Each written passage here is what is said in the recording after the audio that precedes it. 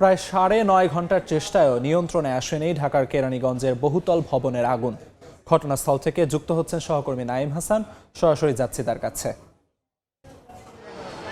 রাজধানীর কেরানীগঞ্জের বাবুবাজার ব্রিজ সংলগ্ন জাবালে নূর মার্কেটে যে ভয়াবহ অগ্নিকাণ্ড, এই অগ্নিকাণ্ডের এখনও পর্যন্ত প্রায় ৯ ঘন্টা সময় পার হয়ে গেলেও কিন্তু আগুন নিয়ন্ত্রণে আনা সম্ভব হয়নি। বরং এই আগুনের পরিমাণ কিন্তু সময়ের সঙ্গে সঙ্গে তীব্র থেকে তীব্রতর হচ্ছে। আমরা দেখেছি যে আজ ভোর 5:30টায় এই জাবালে নূর মার্কেটের ভবনের বেসমেন্টে অগ্নিকাণ্ডের ঘটনা ঘটে। সেই আগুন কিন্তু এখন প্রায় 9.5 ঘন্টা সময় পার হয়ে গেল, আগুন কোনোভাবেই নিয়ন্ত্রণে আনা যায়নি। বরং বেসমেন্টের এই আগুন কিন্তু একটা সময় ছড়িয়ে পড়েছে আশেপাশের ভবনের বেসমেন্ট থেকে শুরু করে প্রথম তলা এমনকি দ্বিতীয় তলাতেও।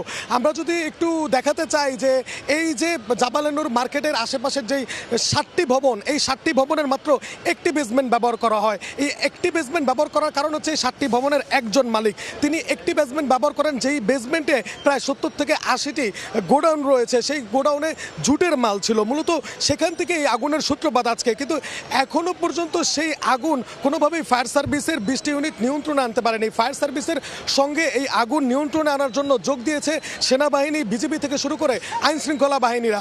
তবে ফায়ার সার্ভিস কর্মীরা চেষ্টা করেছেন যেন আগুন লাগার সঙ্গে সঙ্গে পাশের ভবনগুলো আছে এই ভবনের বাসিন্দাদেরকে বের করে নিয়ে যায়। তারা চেষ্টা করেছেন যেন যত দ্রুত সম্ভব এখান থেকে ভবনের বাসিন্দাদেরকে বের করে এনে ক্ষয়ক্ষতির পরিমাণ কিছুটা হলেও কমানো যায়। তবে আমরা দেখেছি যে এখানকার যারা বাসিন্দা ব্যবসায়ীরা রয়েছেন, তারা জীবনের ঝুঁকি নিয়ে হলেও এই ভবনে প্রবেশ করার চেষ্টা করছেন যে নিজের শেষ সম্বলটিকেও যে কোনোভাবে উদ্ধার করে বাঁচিয়ে আনার জন্য।